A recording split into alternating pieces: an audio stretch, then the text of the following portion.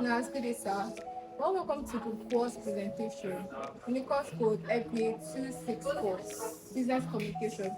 So we'll be talking about business communication skills and strategies. And I hope at the end of today's lecture, we all become effective listeners. Thank you. Good day. My name is Ojawo Tintoke. For this session to be very effective, we have to have a background knowledge of what communication is, and that will take us to introduction to communication. Communication is the most significant aspect of an organization existence. It is the only way an organization can achieve its needs, goals, and objectives.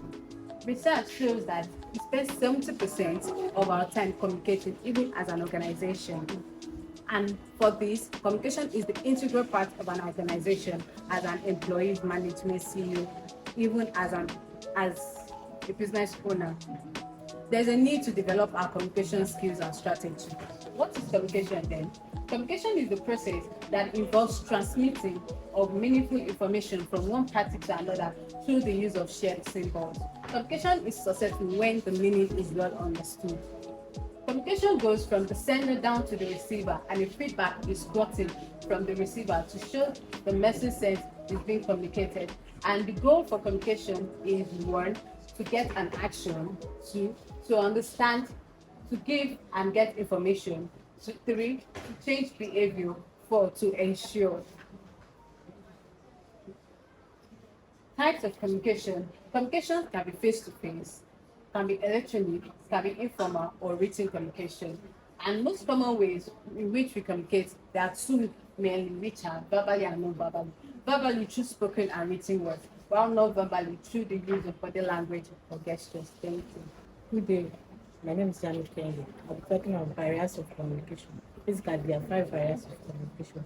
We have perceptions, language, semantics, personal interest, and emotion.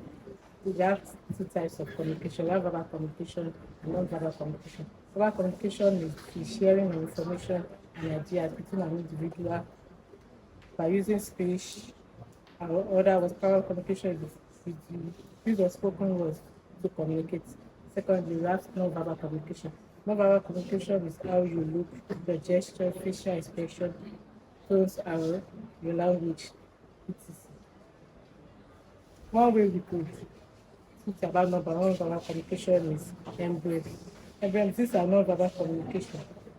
These are non-verbal clues that are universal meanings within a specific country.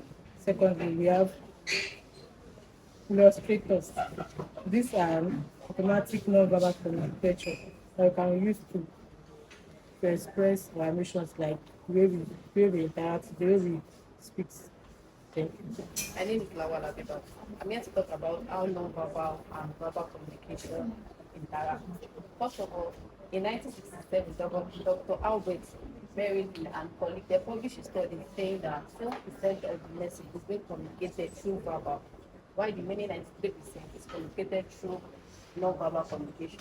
So, and in the 93 percentage, 3% is being divided, 13% is divided into voice, while 55% is divided into noise and body language. So the way there are four ways in which verbal and non-verbal communicate.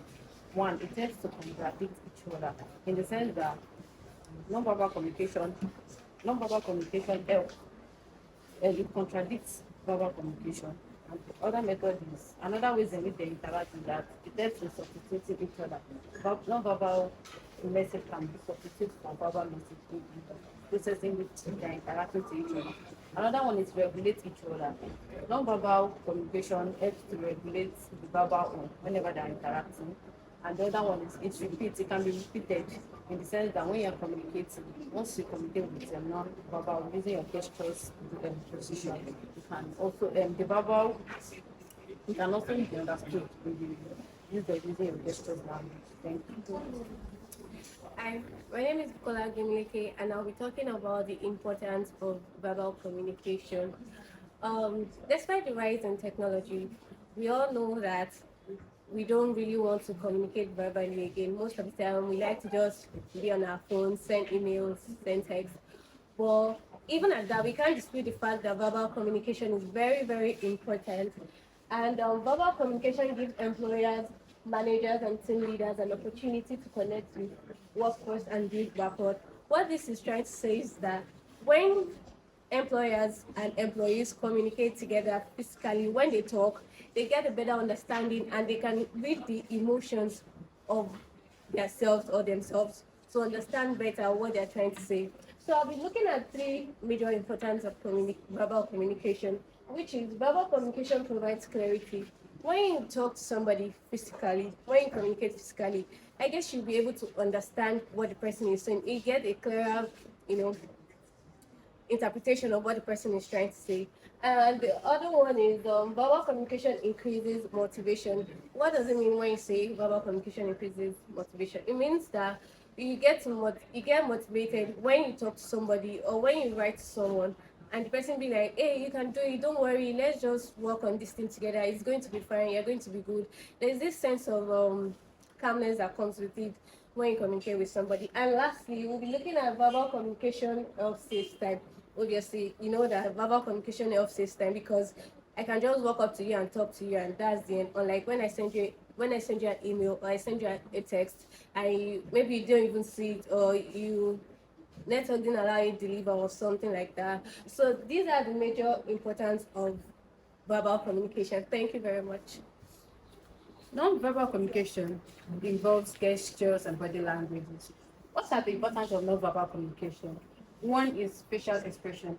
According to Nora Luna and Masita 2012, facial expressions are self-images that are enlightening to the public. The size gives a glimpse of the inner image of oneself and is closely related to the concepts such as self-esteem, status, and dignity.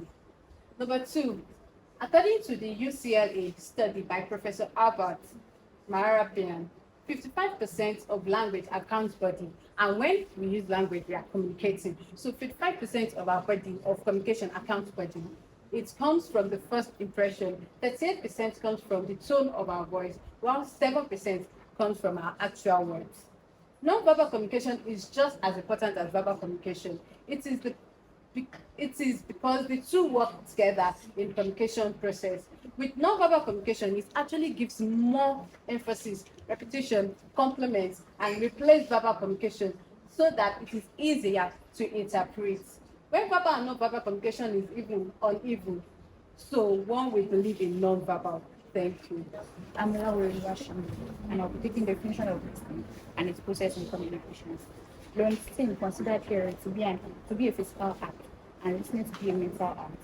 He said, listening has to do with our physiological activity and capacity to listen, to receive sound, and to process sound. In contrast to hearing, listening has to do with assigning meaning to sound received by our brain.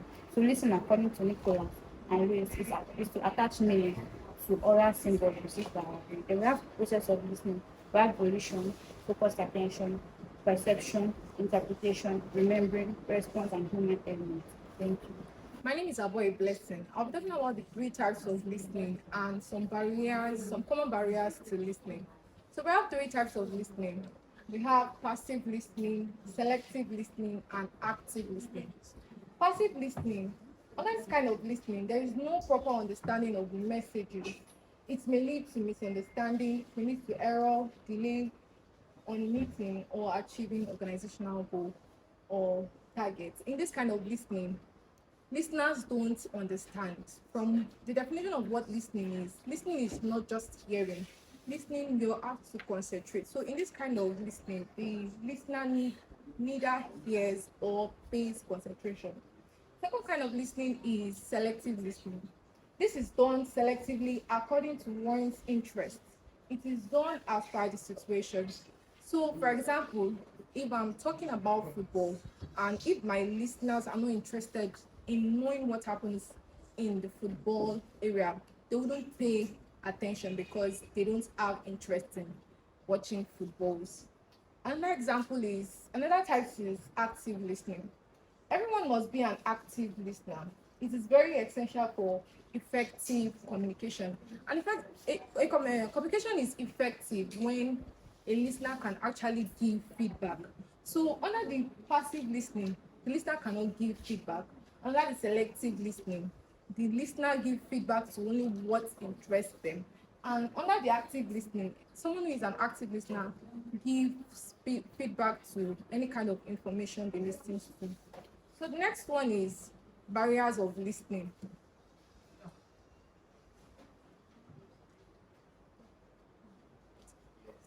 Okay, so under the barriers of listening, I'm taking some barriers of listening, some common barriers in the process of listening are listed below.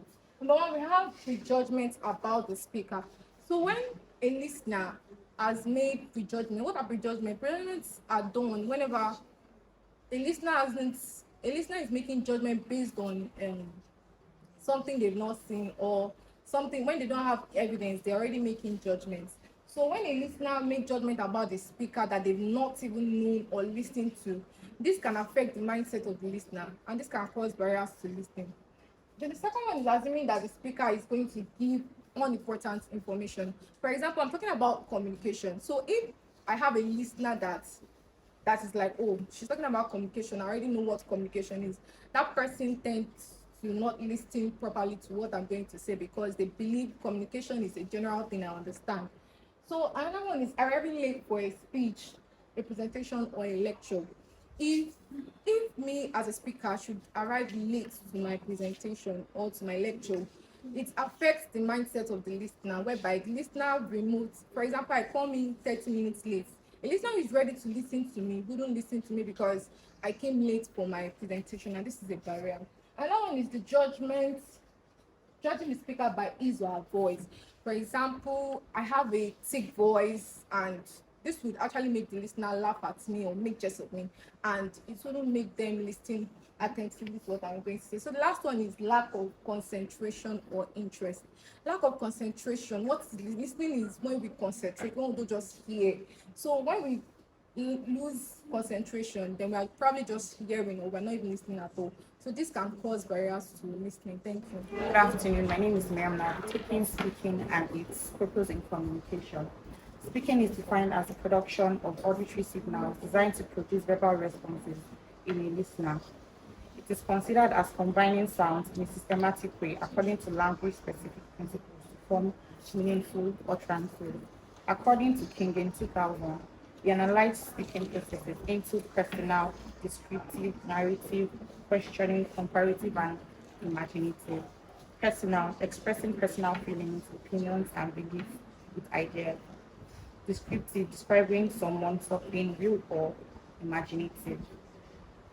Narrating, narrative, creating or telling stories or in chronological or sequenced order. Questioning, asking questions to obtain information.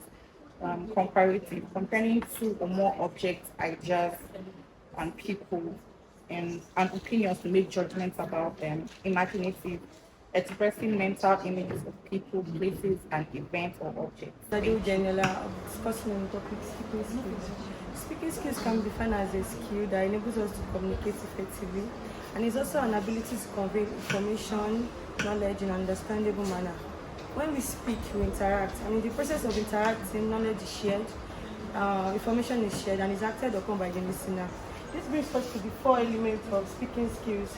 We have vocabulary, we have grammar, pronunciation, and fluency. Vocabulary can be defined as a group of words that makes up a sentence or a language. And it is said that children from the age of 2 to 3 years develop vocabulary. They develop words from 150 to 200 words. And vocabulary helps us to keep up a conversation. That brings us to grammar. Grammar includes a lot of important areas of spoken language, such as understanding of tenses and correct words to structure sentence. Grammar is something that we use for written language, and it helps us to convey information in a way that the listener will recognize and understand. This brings us to the third one, pronunciation. Pronunciation is the way we correctly pronounce words. That is, we pronounce words by listening to people around us, our parents, our friends, our teachers, etc. And it varies from one country to another, or even city to another. And the last one, fluency. It is the ability to hear words and understand them. It is sometimes naturally developed in classrooms. Lastly, we have fluency. Fluency, this is the ability to hear words, and understand them. In Fluency in spoken language is something that naturally develops as children go to school and as they are using or practicing speaking skills every day. An example of fluency is reading out loud.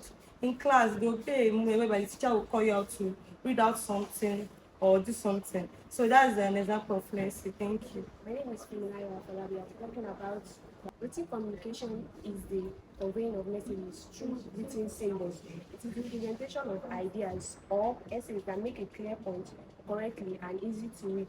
The nature of written messages simply is you can consciously choose to edit words of your choice to get your point across. Example of written messages are email, letters, contracts, memos, meeting agendas, and the likes.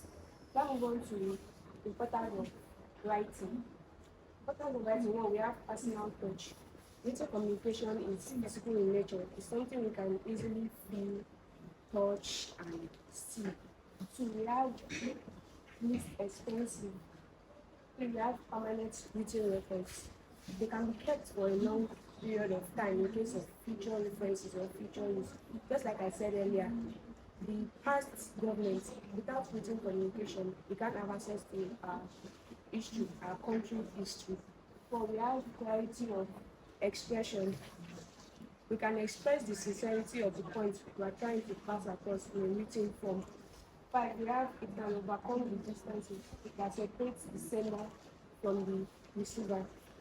In conclusion, written communication is the best choice of communication when transmitting complex or lengthy information, but it is crucial that you must choose the correct words, sentence structure, paragraph correction to make your communication precise and effective. Thank you.